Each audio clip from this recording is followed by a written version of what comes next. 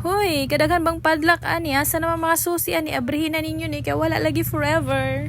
Hoy, manglaag na po dayta. Naletaron diri sa Jack Rage, diri sa Davao City. Naglaag mi diri kay nice kay ang view. Samtang nata sa Davao City ato nang suliton, lago na nato ni siya. Kauban din ako akong pamilya, so kami gapon diri galag akong mga atis ug akong kuya. So galag-laag mi dinhi kay mutanaw ta sa ilang nindot na view. Paingon na mi didto sa sulod, nagbaktas-baktas mi diri.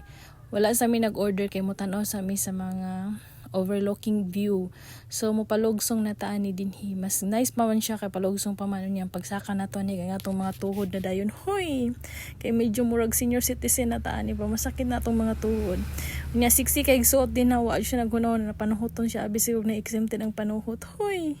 Ug mabuti ka dining lugar daghan jud siya mga nice view mao nang andama inyong mga cellphone na dili ma-full storage. Hoy, kaysa sobra kadaghan imong gustong kuha ang picture, kuha ang videos, mapuno na gyud ang imong cellphone. Mabitaw nga ako bitaw na puno na.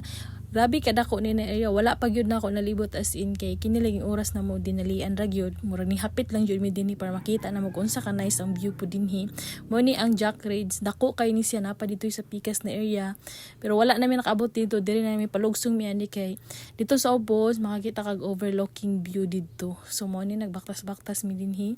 Kauban ako akong pamilya, sila ang akong kauban dinhi og si Boss G, mao ang kauban.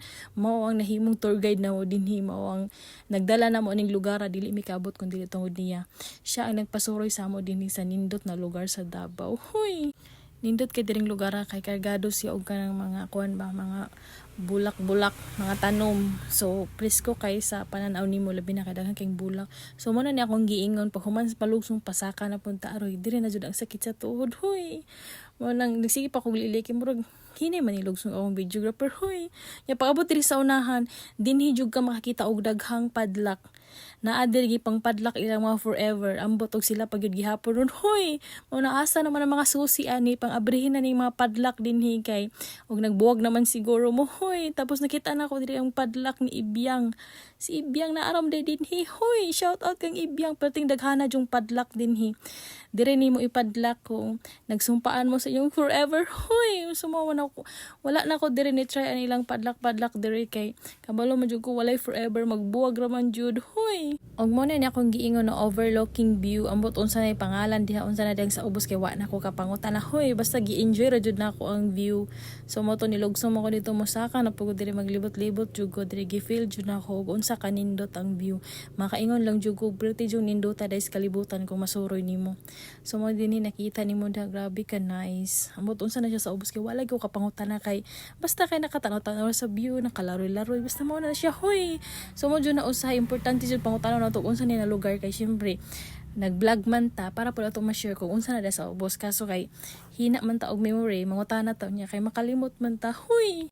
Nindot jud unta isinggit dinhi sa mga kasakit o problema. Hoy, pero kay basig mabuyagan ta pag uli nato murag kuan man nata ni siya murag kuan na kung bananaw ani sa ubos murag Simi Memorial Park. So kalimot jud ko sa saktong pangalan ani kanila ging focus na ta sa view pero wa na tanong-tanong unsa ni dinhi. Hoy, so mo diri ni padayon ko diri na area kay daghan kayo diri mga flowers. So na amaze ko mag-aura-aura ta dinhi. So mo ni palugsong na kaong giingnan si ate na dinara ka kay mo aura-aura ko dapat mag walk like this. Hoy, ano siya, pretty walk like this, o ganon. Ako na lang magkanta kay makapiright ta kay alam niyo na mahirap sa kaliso dito sa kay Mita. Hoy, so mo dire so sang akong tiya naka-crop ta pero nagbutod na dun siya dahil so okay na siya i-feel gyapon nato na atong aura din ha. Mao na bisag asa ko mula ka di jud na kalimtan ang bag ni Dora kay mo na pinaka-importante. Hoy, so mo na akong giingon sa inyo ang view diri grabe ka nice, daghan siya bulak. Basta dako pa ni siya na area kaso lang wala na jud nalibot tungod kay nag-apas mi sa oras sama gyani diri is paniud to lang unya nisilip lang mi sa view kadali tayo nag-picture o nagkuhag mga video. So mao lang sa dire na area nag-ingkod nami kay nag-wait nami sa mong order para maniud to. So samtang ga-wait kasi mong order mag-view sa kada sa ilang nindot na view. Diba, sobra ka relaxing kayo while nagkaon ka niya imong mga mata layo kay pananaw. Hoy, so mo na da makita ni mo ng mga view din ha sa Davao ni sa Davao City. So taud-taud ni abot na pud imong order. So mao na lang jud ni akong nakuha ang videos daghan mig order. So kini na lang jud ang seafoods nila o kaning scallops. Hoy, dira taman.